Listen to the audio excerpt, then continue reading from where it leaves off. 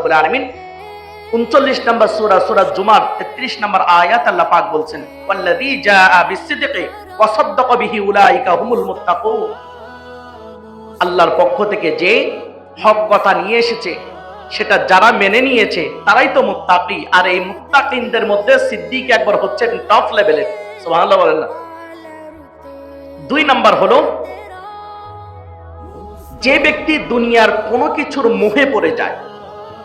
একটু খেয়াল করেন, একটা জিনিস, দুনিয়াবি জিনিস চাওয়া পাওয়া তার মধ্যে পরিপূর্ণ ঢুকে যায়।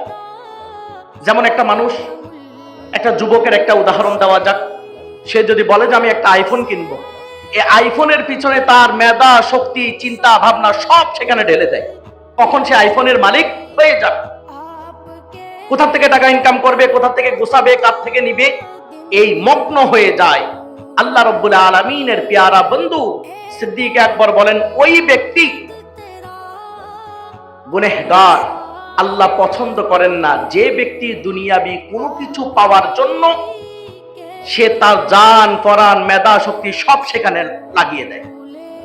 কোন একটা বিষয়, এভরিওয়ান, এভরিথিং। একটা জায়গা কেনার জন্য মানুষ পাগল পারা হয়ে যায়, কিন্তু জায়গাটা কি চিরস্থায়ী? বলেন না, জায়গাটা কি চিরস্থায়ী? না, ক্ষণস্থায়ী।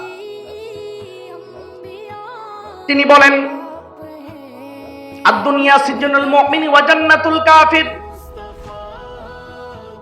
নবী করিম সাল্লাল্লাহু আলাইহি সাল্লাম বলেছেন, দুনিয়া মুসলমানের জন্য জেলখানার মতো, জেলখানার রূপ। আর যারা বেঈমান আছে, কাফের আছে, মুশরিক আছে, তাদের জন্য বেহেশতের মতো।